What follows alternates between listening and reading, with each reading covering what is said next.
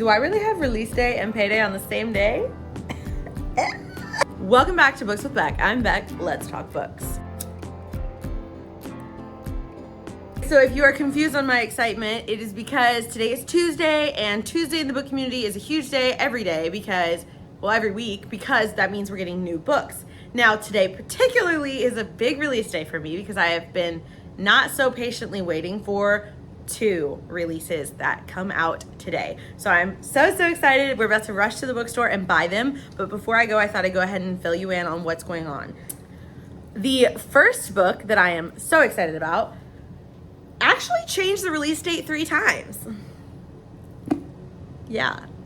So as much as I love this author, she's been frustrating me, and I'm very excited to get moving on. So the first one is not a part of a series. It's a follow-up. Oh, this is upside down. It's a follow-up to a book that I absolutely loved. And this is The Very Secret Society of Irregular Witches by Sangu Mandanna. So I am currently in the process of rebinding this. I will be posting once I get it fully finished. It looks beautiful so far. There's a beautiful love story. There's beautiful found family, which if you've been watching my channel at all, you know found family is how to get me. So I'm so excited because Sangu Mandanna is putting out a new book today called The Witch's Guide to Magical Innkeeping, which just sounds so cute and cozy, which is exactly what I need to get out of my reader slump. I need to update this, but right now I'm at 28 books for the year. It's about to be the end of July and I've read 1 book in July. I don't know what's wrong with me. So I need this. I need this so badly. Oh my gosh. At first it was supposed to get released in February. And then it got moved to March, and then it got moved to April, and then they were like, okay, June, and then they said July. I'm losing my mind. So I'm very excited to go get that today. The second book for our release day is a part of a series, and we're getting the second for The Spell Shop by Beth Durst. Now, this I actually did a video on way back long ago whenever it first came out, and I absolutely love this world. And in my video, I said this needs to be a series, and I didn't think it was going to be. I had no inkling that this was happening. 2 weeks ago, suddenly I saw something about someone saying a new book by Beth Durst, and I was like, where do I know that name? And suddenly I figured it out, and there is a new book coming out by Beth Durst, and I don't know the title. I'm gonna have to go look at it. It's something like The Enchanted, I think it's The Enchanted Library, I wanna say. I'm just so excited. These are both cozy, witchy books that are kind of in the same vibe of like potion making and just cute romance, found family. I cannot express how excited I am about getting new books from these authors. I have been waiting so long for Sangu Mandanna to put out a new book, and the Spell Shop book was just a happy surprise. So I did try to get these 2 books available on Libby. It's not happening. It's just not happening. Too many people were in line, and then this one is not even available. Sangu Mandanna is a much smaller author, so I think my library just didn't grab that book. So I thought for this week's video, I'm gonna go ahead and bring you guys along for the journey in buying the books, reading the books, reviewing the books, and all of the works for these new releases this week.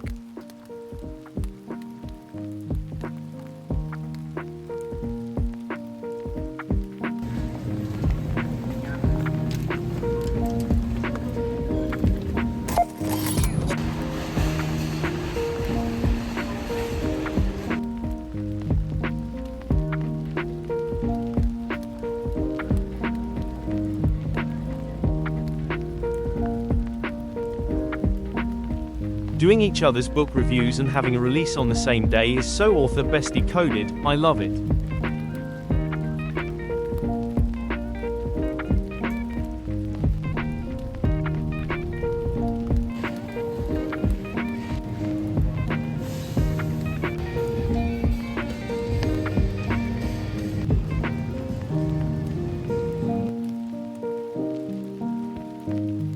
All right, good morning. Yesterday, whenever I got home with my books, I started a poll to see what you guys thought I should read first, and this was what was voted. So we're gonna start with The Enchanted Greenhouse. After a little bit more inspection, come to find out this is not really a follow-up to the first book, even though it's classified as a series. This is a spin-off. So this is going to be giving us the origin story of Kaz, the spider plant, from the first book, and it's going to tell us his origin, but then it's going to quickly shift about his creator and her experience after she wakes up. Because remember in the first book, they told us that because of her breaking the law to create Kaz, they turned her into a wooden statue. So this is after she wakes up from being that wooden statue. So it's not exactly what I wanted, but I still think it's going to be really, really good and interesting because it's still the same vibe. I have a nail appointment in about an hour, and I have about an hour drive, so I need to go. I'm just going to be listening to the audiobook on the drive just to see if I can get myself into the story a little bit, and hopefully tomorrow I'll actually have time to sit down and read. I just had a lot going on today, so we're going to go ahead and head up there, and that's a full hour of listening time, and I listen at like 2.5. Hopefully we can get a nice chunk of it done on the way to this appointment.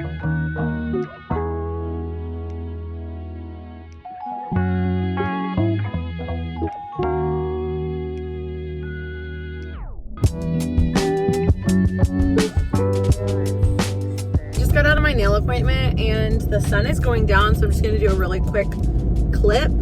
I am working my way through the book. I've gotten into the thick of it. Like all the world building was obviously done in the first book, so this was just a lot of like setting the scene, and so far loving it so much. It is definitely matching the level of cozy that the first book gave me. So absolutely in love with that. And I'm gonna read a little bit more before I really tell you what's going on, but I thought I'd go ahead and pop in and do a nail check because I have fresh nails.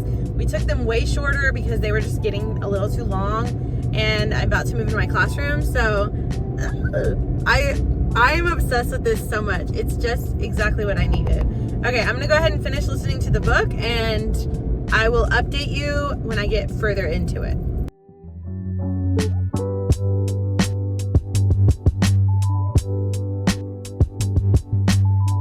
Good morning.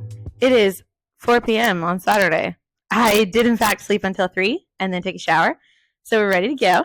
I thought I'd go ahead and update you with where I'm at in the book, what's happening, how I feel, yada, yada, yada. You know, all the good stuff, the stuff that you're here for. So in our book, The Enchanted Garden, we are like quite literally halfway through, which is phenomenal. I have not been filming very well, so I'll film today. You're welcome. Here's where we're at in the book right now, okay? There was this island with all these magical greenhouses put together by this sorcerer, okay? Sorcerer is dead. He's dead. However, before he died, he was crazy and paranoid, so he basically sent everyone away from the island, like all the gardeners that were needed to actually maintain these beautiful greenhouses. And when I say that they're enchanted, what I mean is they all have like magical weather modifications to make sure that the plants live. So some of them have like a sun, some of them have higher humidity, and it's all just like magically maintained, okay? So the gardener's jobs are to do like the pruning, the repotting, all that kind of stuff, right? All the manual stuff. He's dead. So now the greenhouses are dying also. And the gardener freaks out. He calls the big city and he's like, hey, I need a sorcerer. So they send our girl, Turlu, who was turned into a wooden statue for creating Kaz from the previous book. She's not a sorcerer. She cast one illegal spell. So obviously they're trying to figure everything out. They're doing all the crazy work, having a rough time of it, but I'm really enjoying it. The nice thing about these books, the Spell Shop and this one, they're both relatively low stakes. Like, yes, this is a big deal. This is very important to them, but like, it's not war. Okay. And this is the kind of fantasy I enjoy because I enjoy war fantasy from time to time. I don't want to always read about people dying. Okay. So this is a little bit more fun for me sometimes. This is cozy. It's cute. It's sweet. So I'm going to shake this hair out. We're going to read. And I kind of want to finish this today because I really want to get started on the magical innkeeping book from Sangu Mandanna. So got halfway. I'll let you know. Right now, they just sent out a letter asking for help from his family to return to the island because he's the only one there. We're going to see if they come. I have a feeling they will.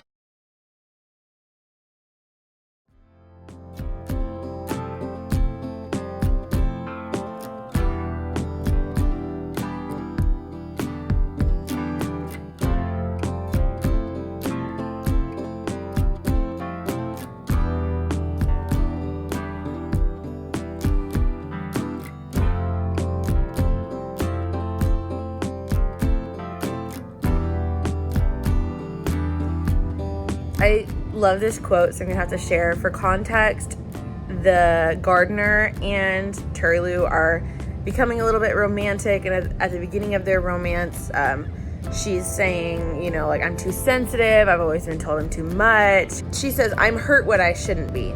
He says, if you're hurt, you're hurt. It doesn't matter if anyone else thinks you don't have a good enough reason. Pain doesn't require approval. I love that. I think that's my favorite quote so far in this book. Pain doesn't require approval. Beautifully. A little update. My life has been falling apart and my car has been falling apart. However, I just got it fixed and I'm driving down to Florida. So I'm going to listen to the audiobook on the entire drive so I can finish it, and the other book, because this is taking so long and I want to know what's going to happen. Fantastic news. I'm at my first road trip stop and I finished The Enchanted Greenhouse by Beth Durst. This book was so cozy, so whimsical, 100% matched the vibe of the first book. I don't think I liked it as much as the first book, but I think that was just because there was a little bit less conflict. It was a little bit more streamlined, like happy, but I still loved it. And I still think I don't know if I want to do 5 stars. I'm kind of like 4.75. Yeah, I just don't think it's 5 stars just because the first one had more kind of character development and a bigger plot. Yeah, that's what I'm gonna say. So I'm gonna say 4.5 officially for this book. And now that's all great and dandy. I'm gonna start the next book. Here's my problem, okay? I have bought 3 pop-ups for the audiobook hours on Spotify. They have gotten so much of my money this month, and I don't want to give them any more money. But I only have 7 hours left, and the audiobook for the next book is 10 hours. Here's my thought process. I only have like 5.5 more hours till I get to my destination in Florida. So I'm going to use the remainder of my Spotify hours to listen to the audiobook, and then when I get to Florida, I'm going to just read. Now oh no, that's not going to work because I'm on like 3 speed. It's devastating. I may pay for more pop-up hours. Just don't talk about it. Okay. I know I use my money irresponsibly. It is what it is. I'm also about to use my money irresponsibly in another way. Look where I'm at. Wait. Can you see? Look where I'm at.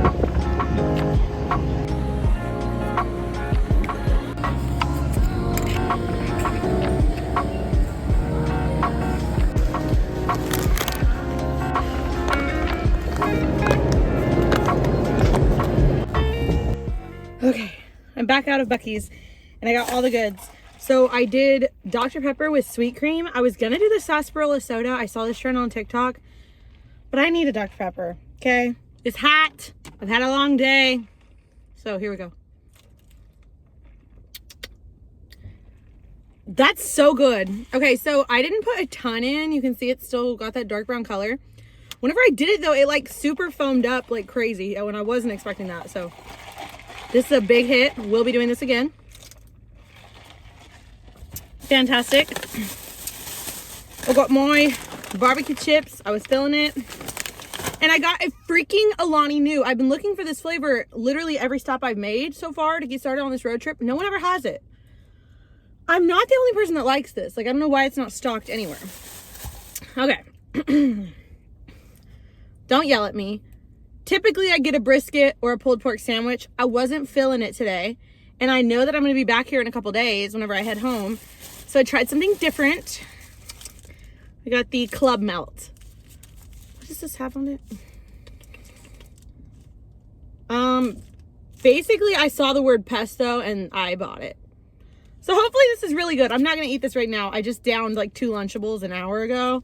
So I'm going to wait. But I don't want to stop again before Florida. I'm going to see if my gas tank can get me there. So this is going to wait until I am famished, and then I will down it. We're going to go ahead and start A Witch's Guide to Magical Innkeeping on Spotify, and I'm probably going to have to buy a pop-up. It'll be fine. It'll be fine.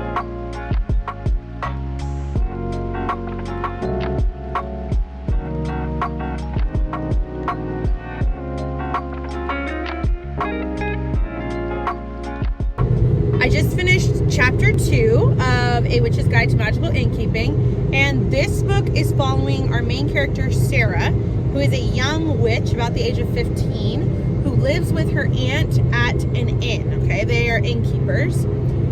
Now, she's also living there with a magical fox who used to be a young witch named Clemmy.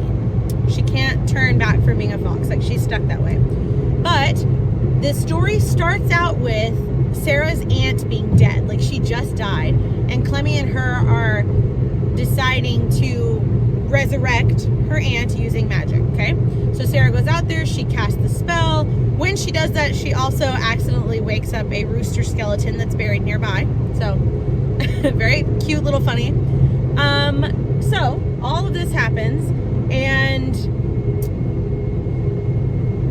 this is a very illegal spell, okay? Very illegal to resurrect someone from the dead, but it is successful, and so she has her aunt again. Because her parents suck, so she doesn't want to have to go back with them. She's being taken care of by her aunt. Suddenly, the Witches Guild kicks her out, essentially for harboring Clemmy. Because of the spell that Clemmy cast, that's why Clemmy is now a fox, and she's sort of a fugitive, okay? Now, also, they think that they know that she cast this resurrection spell, so she has been kicked out of the Witches Guild entirely. So no witches will help her, no one's on her side, she's on her own. Now, we know, based on what we've been told so far, just in chapter 2, that Sarah is an extremely, extremely powerful witch, okay? Even when she was a kid, she was casting spells that completely changed the environment of a place, or were just so influential, okay? Which is very, very hard as a young witch, and she's only 15, so this was like when she was 9, okay? So she's very powerful. Problem is that this resurrection spell that she cast on her aunt is such a huge, huge spell that it has drained her power. She can no longer access her power, and she's worried it's gone forever. So that's where we're at right now within the story. I'm probably not going to give you a ton of information throughout, but this is all just like setting the scene. And the things I love about this author are already present again in this book, so I'm very excited about that. This does not feel as cutesy as the first book. However, the first book of hers that I read, I didn't like at first. I DNF'd it at first. So I know I'm going to have to just push through, because I know the good, like, magical story is coming. So that's what I'm waiting on. I'm hoping that this is like a journey to finding her power again. That's kind of the vibe that I'm getting, but we shall see. So I'm going to go ahead and keep listening, and I'm going to try to get pretty far into it before I update you guys again. But yeah, so far, pretty good.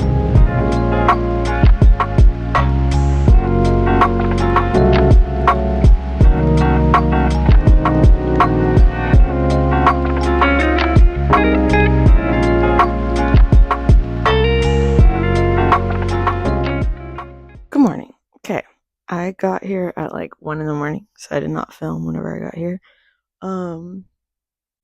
I'm at the 50% mark, and I ran out of Spotify hours.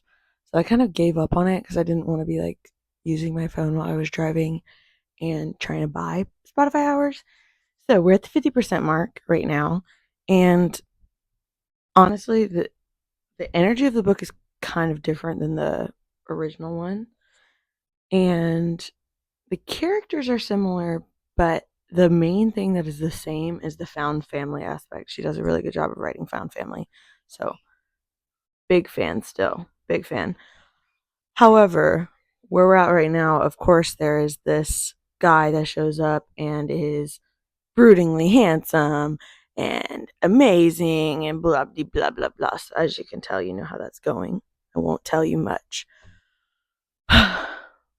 But, everyone say good morning. Hello. Good morning. Good morning. I have a great host. That's Emily. That's who I'm visiting. Okay, so I'm probably going to just start reading the physical book. That way I'm not spending so much on Spotify. I get new Spotify hours in like 5 days, so I'm going to see if I can wait. Let's be honest, I probably won't. But that's where we're at right now. So this one does seem to have, honestly, still very low stakes, which I do enjoy. But I'm feeling like this one could have a lot higher stakes because there's this crazy powerful I guess you could say, wizard, warlock, whatever, guy who is sort of important to her storyline. So I'm wondering if she's going to have to get her powers back and then fight against him. We shall see. But I was right that the storyline is following how she's getting her powers back and trying to cast the spell to renew her powers. So that at least is great. Okay, we are at the beach. On the drive here, I did end up paying for more Spotify hours, and I am kind of at like the 90% mark now. I read a lot on the drive here. So I'm gonna just go ahead and finish the last of it here on the beach. Basically everything that I suspected was right. She's having to bring down the strong wizard. She is working to get her power back. Like everything that I thought was going to happen did. So that's what I like about these little cozy fantasies, is they're very predictable, and so it's like very relaxing. However, the romance was quite cute. The found family was quite cute. Everything that I got from the first book, I still got from this book. I feel like this one is funnier though. Like, I think that she's grown a little bit in her comedic timing. So the humor is hilarious. She works in little quips here and there that are just super cute. It's a very inclusive storyline too. There's an autistic character, and that's been kind of interesting to read about and very heartwarming. So super cute. I'm gonna read the last like 10-20 minutes and then we'll do a rating.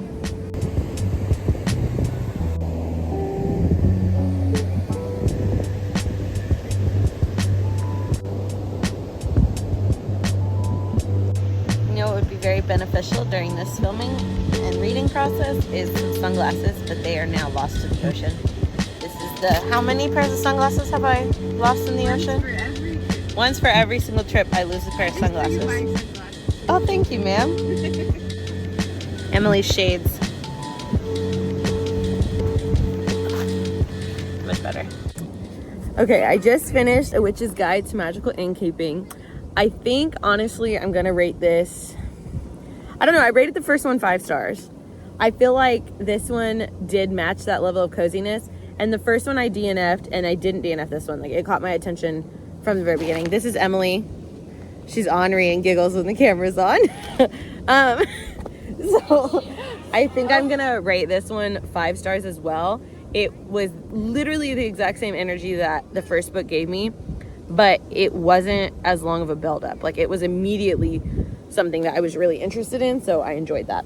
So yeah, we're gonna go 5 stars for this one. Any comments, Emily? You didn't tell me it was about witches. It's about witches. A cutesy little witch at an inn. We're gonna go swim in the beach some more and get pounded by the waves. They've been taking us out all day, but we're at the shark capital of the world. We are. No sharks spotted yet. Yeah, we haven't gotten bitten, eaten yet, but so let's hope not at all. We'll see. But honestly, I'm very impressed that both of our new releases were higher than a 4-star. So very, very successful week of reading. We're gonna go swimming, so I'm gonna go ahead and wrap this up. Let me know in the comments what you're reading now and what I should read next. I'll see you next time on Books with Beck. Love you, bye. Wait. Do you guys know she listens to an audiobook at like supersonic speed? Like, I can't even tell. Give an imitation of my audiobooks. Like, it's not even English. So I'm like, what's going on over there? She's like, I'm reading so fast. It's called immersive reading. Okay, go watch your YouTube about how to read fast, apparently. Book Husband here. Like and subscribe. Love you. Bye.